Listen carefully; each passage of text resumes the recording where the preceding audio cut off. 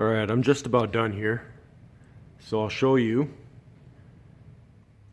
what I've done so far. Now, if you hadn't seen the other video on basically tearing down this entire axle,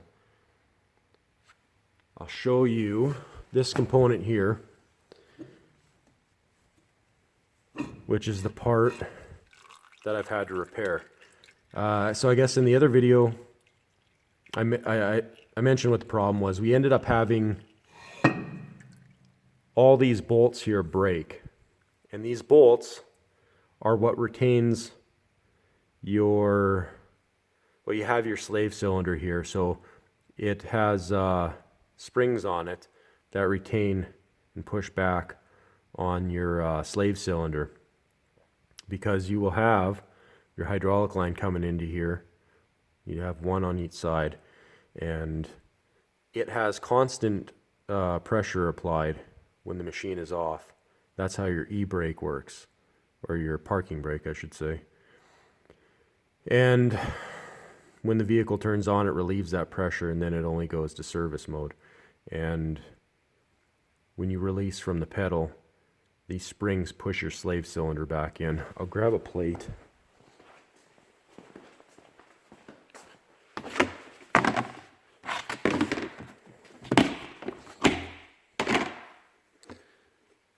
Alright, you know what? That's fine. I'll just show you on the table. One other thing I'll show you quick though is these studs here, oh boy, are what hold your housing on. And then you have 4 studs, and these studs are what clamp this spacer and basically your brake assembly. These studs are what will clamp your brake assembly. And so when you go to take these off, and you find you can't pull this out, it's because 4 of these studs have this collar on it, and that's what retains that part. So I'll just mention quick, the reason these bolts broke was because you need to be putting Loctite on any of your bolts that operate in oil. Maybe somebody came in here before to do the brake seals or your slave cylinder seals and didn't Loctite these, and they just ended up backing out on their own. And then some of them luckily snapped right off, but the other ones ended up hogging out these holes. So I had to re-tap those, and yeah, so just Loctite your bolts, you'll be fine. These are the seals you'll end up having to replace if you have leaking brakes.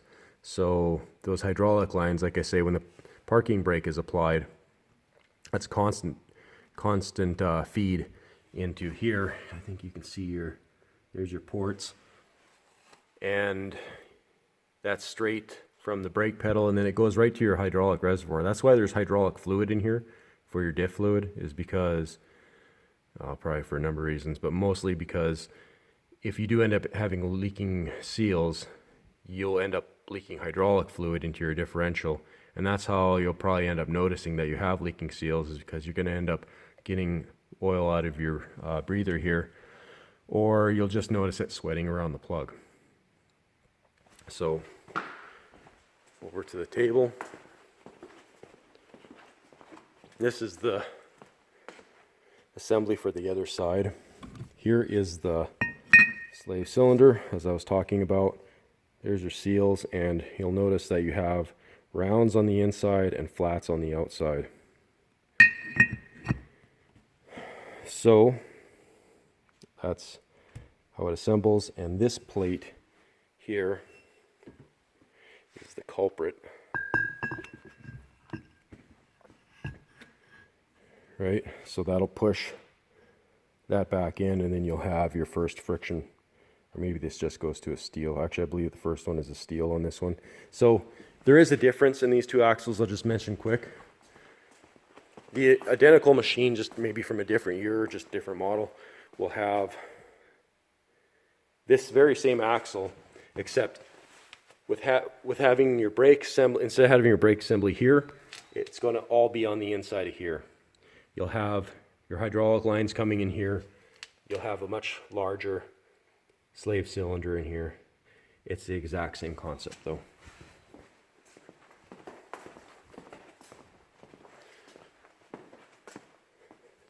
So here are my broken bolts, right? So they got these teeny little bits of thread on them, and these ones had actually a little bit larger thread. These are the bolts for the spring.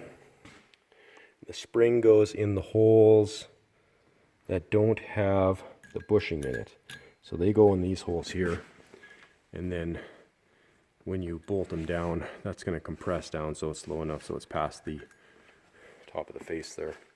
So these all snapped, and these all snapped, but luckily these ones ended up snapping flush off. So I was able to, ouch, I was able to extract all of the small ones. Okay, I'm just going to mention one quick thing here too. So these are the bushings that go for these bolts, the shorter bolts, and they're more or less just guides. So these bushings, they feel like they're pretty tight in there. Like it takes quite a bit of effort to make them move back and forth. And then that is the exact same length as the bushing. So that bottoms out, and then this whole plate slides back and forth on these guides. I just wanted to mention that quick. So the springs, on the other hand, they ended up wallowing out really bad and oversizing my holes. And I believe these were metric threads. So I cheated a little bit. And the next size up for Imperial wasn't 100% perfect. I more or less cross-threaded these pretty heavily with a different thread pattern. And it was close enough that I feel comfortable just putting a lot of permanent Loctite in here. And that should take care of the problem. This is pretty, there isn't a lot of work or stress on these. Again, the only reason these ended up failing is because they didn't Loctite them. There might have been fluid in there, they hydrostatically locked the threads, and who knows what ended up happening. This shouldn't have been an issue. We noticed this machine from the day we got it, and I imagine probably the reason they got rid of this machine was because it never really had any power in second gear. And we always thought it was a transmission issue, and I bet you that's probably why they sold it, is because they thought it was a transmission issue. And we ended up having a bit of, we'll call it a service issue. This final drive here never ended up seeing any oil, and the bearing failed and took out the planetary. So when I was in here, I noticed there was a bit of sweat on one of the fill plugs. It's probably sitting on the table now. And I thought, well, since I'm in here, we might as well do the brake seals anyways. I just had a machine in the shop a couple months ago for brake seals. So let's do it. And I pulled that off and noticed, well, all right, so that's all garbage. And then I'm like, well, the other side's probably garbage too. Pulled it apart. Sure enough, it was all busted. All the bolts are busted. And so you have to imagine those brakes never had that retention plate working. So they were always kind of dragging. And I have to imagine that's probably why it never had any power in second gear. Those brakes, and you can tell you can even tell on the steel plates, and maybe even on here, there's a fair amount of bluing, which I don't know if that shows up, but that tells you they've been getting pretty hot. And these are really low speed. The clutch packs distribute quite a bit of that force.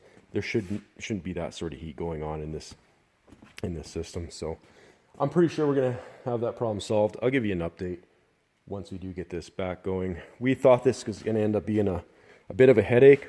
My original plan was to drill these out big enough to get a nickel rod in there and plug weld these, and then possibly send them to a machine shop. I thought about doing it myself, but I don't feel too comfortable doing this with the tools I have here. So we were just gonna, like I say, plug weld them with nickel, so it was machinable weld, and then have them redo these holes so that we can use this original bolts. But it looks like I'm gonna get lucky, and that might have to be a route you go down, but I'm gonna get lucky. And these ones snapped off flush. This one actually worked its way out and didn't bugger up the hole. I'm gonna tight these as well with permanent, because they're not 100%, especially the one that this came out of, but it'll be good enough. So these ones are salvageable, and the other ones I had to drill out for this 5/16 bolt, which is bottoming out. You'll see these are blind holes.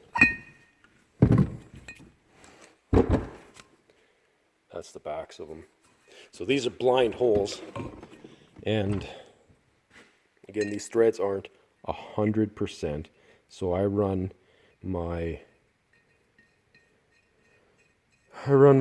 tap down here, and this bolt bottoming out was the perfect length to match this bolt here. Now all I'm going to have to do is grind the head of that bolt down, and I might even take and drop this nut down a size. I'll just go in here with a grinder really carefully and reduce the head size of this. So I think that's it. Maybe your problem isn't exactly like this problem, but hopefully this can help.